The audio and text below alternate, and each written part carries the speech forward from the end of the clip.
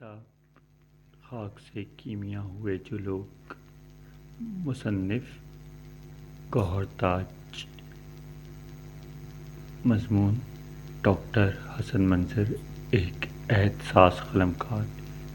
اسے محض اتفاقی جانیے کہ میرا تعارف لکھاری ڈاکٹر حسن منظر سے بعد میں اور ایک بہترین انسان کے طور پر پہلے ہوا، جبکہ عموماً صورتحال متضاد ہوتی ہے، یعنی بظاہر روشن خیال دانشوروں کی تحریروں سے شناسائی پہلے اور ان کی شخصیت کے تاریک پہلوؤں سے واقفیت بعد میں ہوتی ہے، جو آپ کو ان سے دوری اختیار کرنے پر مجبور کر دیتی ہے۔ ایک اور اتفاق یہ بھی ہے کہ ڈاکٹر حسن منظر میرے عزیز دوست اور کلاس فیلو تہمینہ کے بڑے بھائی ہیں۔ عمر میں خاصے فرق کی وجہ سے ان کے درمیان رشتے میں بھائی کی محبت کے ساتھ باپ جیسی شفقت کی خوشبو بھی ہے۔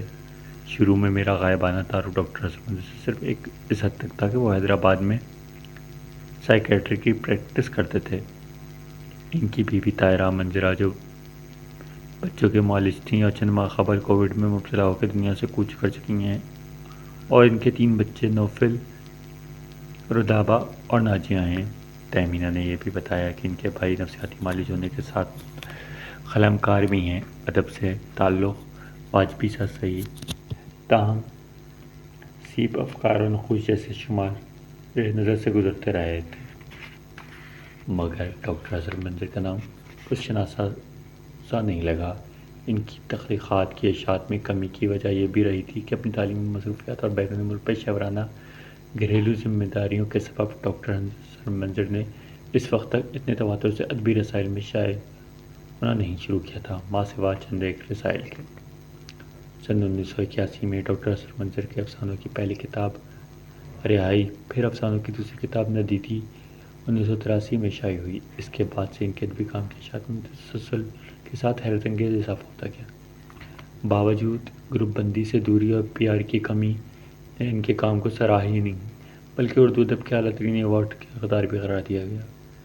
لہٰذا آج کوئی بھی اردو ادب سے شغف رکھنے والا یہ نہیں کہہ سکتا وہ حسن منظر کے نام سے واقف نہیں، کیونکہ ایک بہترین افسانہ نگار اور ناول نگار کی حیثیت سے ان کا نام اہم ادیبوں کی سرفہرست میں شامل ہے، جنہیں طبقاتی برژوائی اور زمیندارانہ نظام کے خلاف ہمیشہ آواز اٹھائی اور مراد سے محکوم طبقے کے لیے قلمی اور ادبی جہاد کیا۔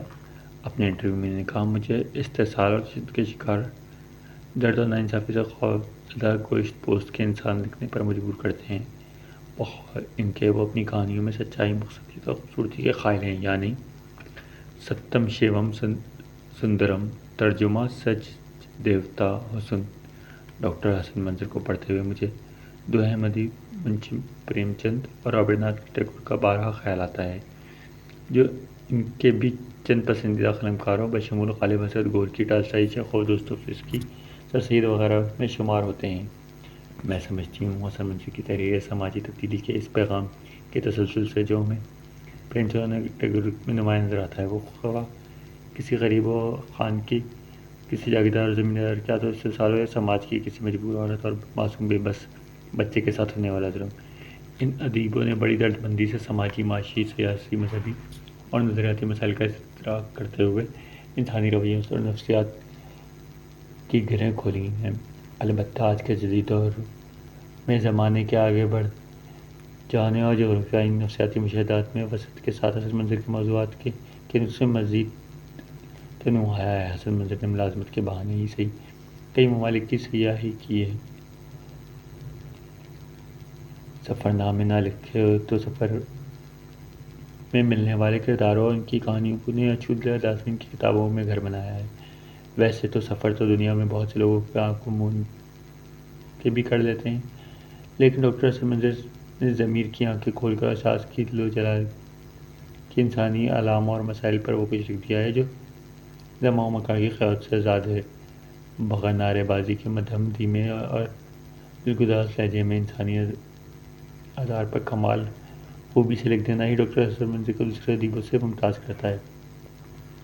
ڈاکٹر حسن منظر ہافوڈ، میرٹھ میں 1934 میں پیدا ہوئے۔ ان کی علمی اور ادبی تربیت میں والد انور جہاں اور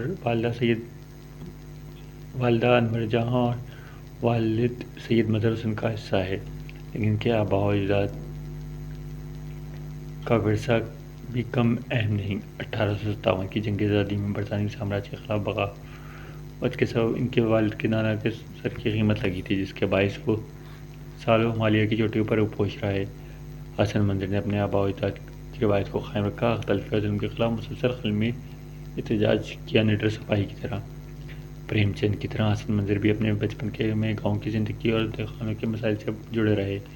کھیت، ندی، کنویں، کھلی فضا، دوڑتے لڑکے لڑکیاں گاؤں کے آس پاس چلتے مور، ان کو گاؤں کا سادہ زندگی کے سحر نے انہیں ہمیشہ ہی اپنے ساتھ میں رکھا۔ دیکھا جائے تو ڈاکٹر حسن منظر اپنے پیشے سے ملنے والی آمدنی میں بہت سے مسائل سے پرے پرتعیش زندگی بسر کر سکتے تھے، مگر انہوں نے ہمیشہ عام انسان کے مسائل سے ناتا جوڑے رکھا۔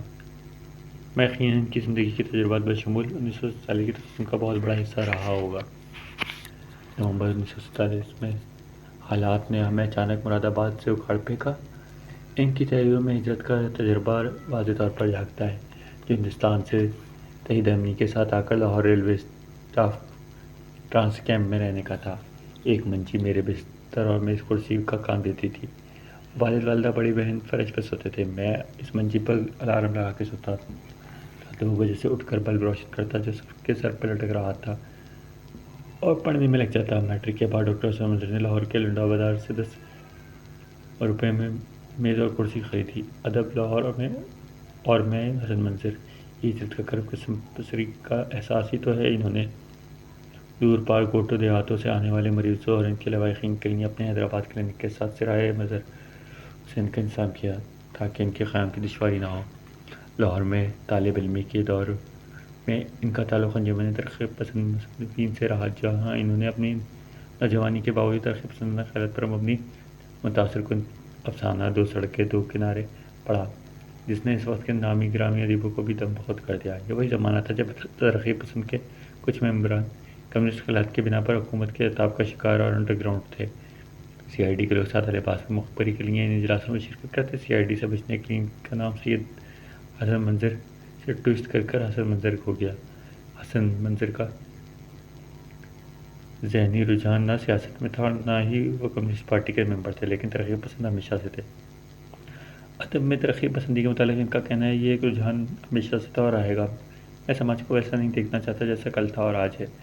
آج اس میں بہت کچھ ظالمانہ ہے، اسے بدلنے کی ضرورت ہے۔ اس کی پہلے شائع ہونے والی ترقی دہقان 11 جولائی 1947 کے استقلال کے شمارے میں شائع ہوئی۔ پاکستان ہجرت کے دوران طالب علمی میں ان کے لیے وہ لمحہ بہت مسرت کا تھا جب لاہور کے فور میں کرسچن کالج انگریزی کے استاد عبدالمجید بھٹی نے کہا، تم مجھے کشن چندر کی یاد دلاتے ہو، جہاں تم بیٹھتے ہو وہاں وہ بیٹھتا تھا۔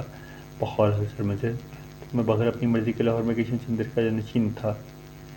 وہ جو کہتے ہیں کہ شکر خورے کو شکر مل جاتی ہے، مجھے ایسا لگتا ہے ڈاکٹر حسن منظر کا ملازمتوں کا سلسلے میں نگری نگری پھرنا، گھاٹ گھاٹ کا پانی پینا ان کی ادبی تخلیقات کی نمود میں کھاد کی صورت میں زرخیزی کا باعث بنا۔ لاہور کے کنگ ایڈورڈ میڈیکل کالج سے ڈگری کے بعد انہوں نے بیرون ملک تعلیم و ملازمتوں کے سلسلے میں ڈچ مرچنٹ شپ، سعودی عرب، Scotland, Edinburgh, Nigeria, Malaysia میں کام کیا۔ وہاں کی زبانیں سیکھیں، ان کی ثقافتوں اور رویوں کو سمجھا، اپنی تحریر میں بہت سلیقہ سے سنوارا۔ ویسے تو کئی مثالیں ہیں، لیکن خوبصورت ناول الاسفہ کا نام ذہن میں آ رہا ہے، جو انہوں نے عرب ثقافت کے پس منظر میں لکھی۔ وہ نگری نگری پھرے ضرور، مگر گھر کا راستہ ہرگز نہ بھولے۔ وہ جب واپس پاکستان لوٹ آئے تو اپنی ترجیحی بنیاد پر کراچی جیسے بڑے شہر کے بجائے حیدرآباد کو اپنا مسکن بنایا۔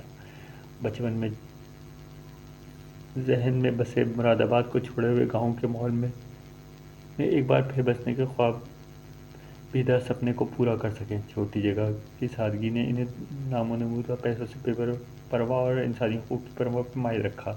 یہی وجہ ہے طویل عرصے زندگی گزارنے کے بعد جب تخلیقی کام کی مہلت ملی تو پہلا مجموعہ 50 سال کی عمر میں 1981 میں شائع ہوا،